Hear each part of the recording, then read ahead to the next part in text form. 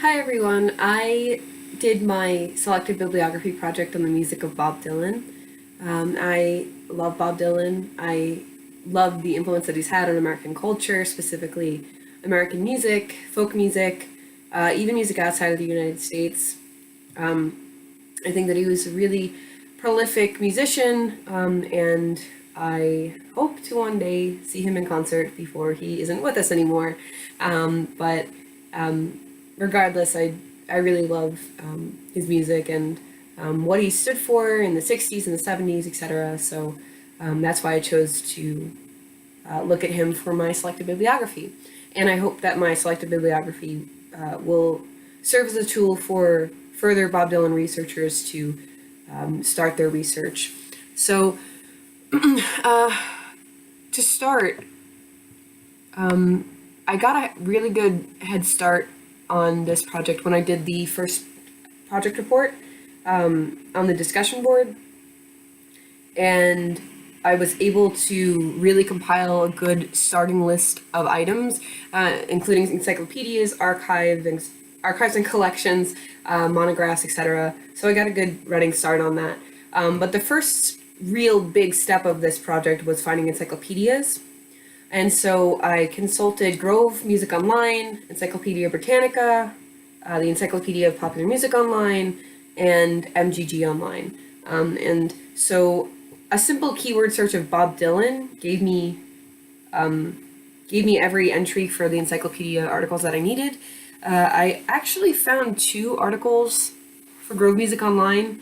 One of them was written in 2001 and one was written in 2016. So one is more up to date, I think, than the other. And one focuses more on the music of Bob Dylan, and one has more biography about his life. But I also came across an encyclopedia solely on Bob Dylan, which I decided to include in my encyclopedia section of my bibliography. And it's called Keys to the Rain, the Definitive Bob Dylan Encyclopedia. And it was written by Oliver Traeger, and it serves as an encyclopedia in itself, so I thought it would be good to cite in the encyclopedia section, because for a researcher that is new to Bob Dylan, they can look through all of those articles and then consult the definitive Bob Dylan encyclopedia for any extra information that they might need from an encyclopedia. And so after I had all the encyclopedia entries, the next step was looking for the major archives and research collections in North America. And I, again, got a head start on this when I was doing the first project report, because I was able to find 2 or 3 archives just by looking on Archive Grid. And so I found a really prolific archive called the Bob Dylan Archive of over 6,000 materials. And that is located in Tulsa, Oklahoma. And it's at the University of Tulsa's Helmerich Center for American Research at Gilcrease Museum. And it's the biggest archive out of all the ones that I found, although the Library of Congress has 1,847 items. So it's the next biggest archive collection next to the Bob Dylan Archive in Tulsa, Oklahoma. Although 1,847 items is substantially less than 6,000, that doesn't mean that the Library of Congress doesn't have different items and exhibits and photographs and manuscripts compared to the Bob Dylan Archive in Tulsa, Oklahoma.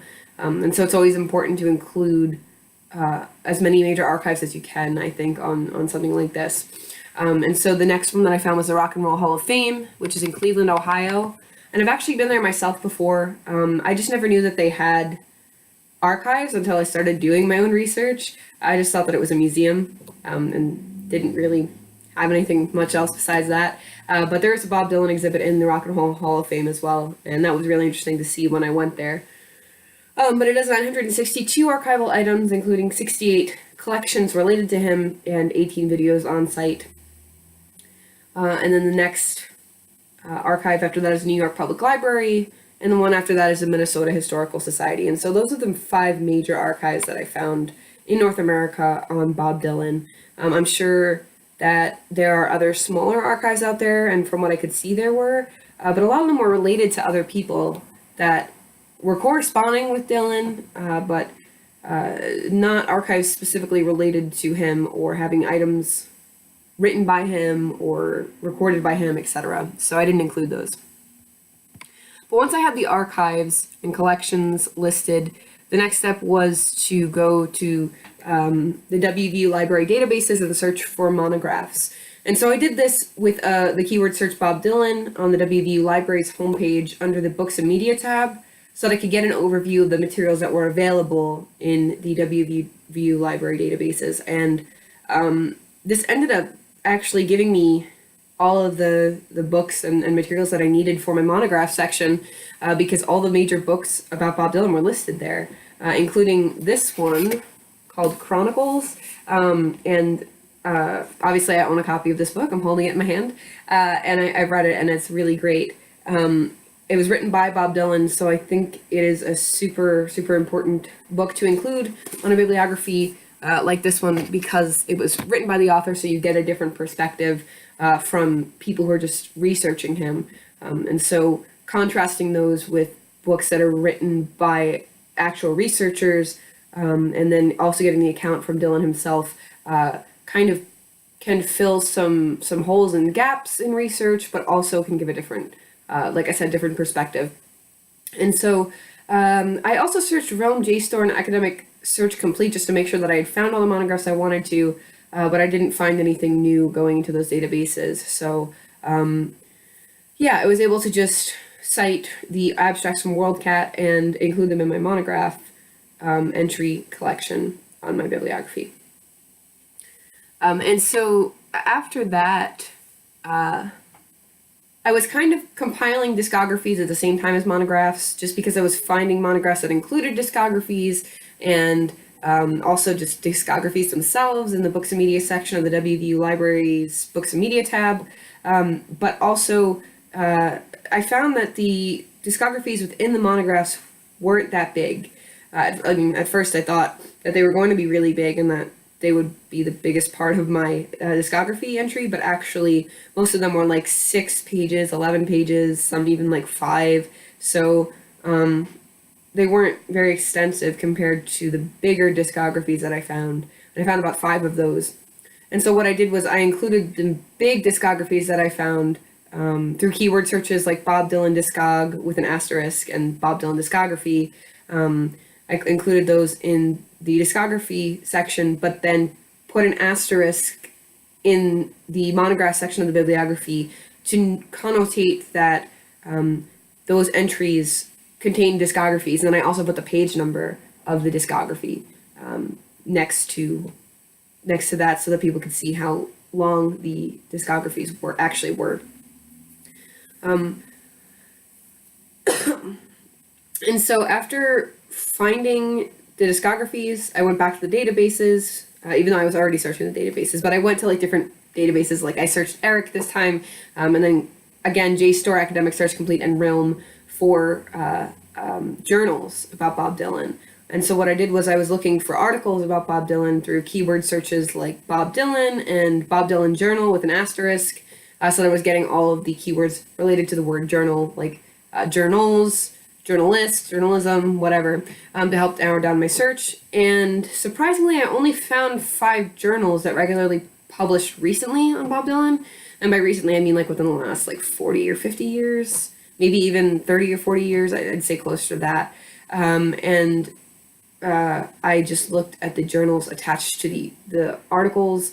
And so I went through maybe 200, 300 articles in order to like look at the major journals that they were associated with. And I found that the Journal of Popular Music Studies, the Popular Music and Society Journal, Popular Music History Journal, Rock Music Studies, and Rolling Stone, obviously, were the major journals associated with Bob Dylan. So that was a little surprising that there weren't more journals associated with Bob Dylan. I thought maybe he'd have a journal of his own for some reason, but that's just because I think he's one of the bigger influences on American folk music and American rock music in general. When you say Bob Dylan's name, like everyone kind of knows who he is. So I don't know. I guess that's the same as like saying that Queen should have its own journal, or like, I don't know, the Rolling Stones should have their own journal, but they literally do have their own journal. It's just not about them all the time, so I don't know. But anyway, I think that I kind of expected there to be more journals on him, so it was a little weird that there weren't. And then the final step of this bibliography was to compile a list of websites, and this was actually the least difficult part of my bibliography process. And I was able to find 5 good websites about Bob Dylan, one of them being his own website with tour information and dates, etc. Some of them contain concert views. One of them's the rockhall.com. Not, well, yeah, it's relating to his Rock and Roll Hall of Fame induction, but it contains a biography as well as the awards that he's won. And that goes along with the Bob Dylan Grammy.com article, which talks about his Grammy nominations and wins over time, and gives him the Did You Know trivia about him. But all the websites that I found are pretty credible and contain substantial information about Bob Dylan and his music. And it's recent and it's updated as well. So, yeah, so other than that, I really had a lot of fun creating this bibliography. I found it in some ways more enjoyable than the first one, just because I kind of got to evaluate what was the most important parts to put into my bibliography versus having to include all the possible information on a topic. So I was able to look at these books and monographs and journals and encyclopedias and decide, okay, which one is important? Which one is going to give a new researcher the most information? And so I had a lot of fun. I hope you guys had fun. And yeah, so that was my project.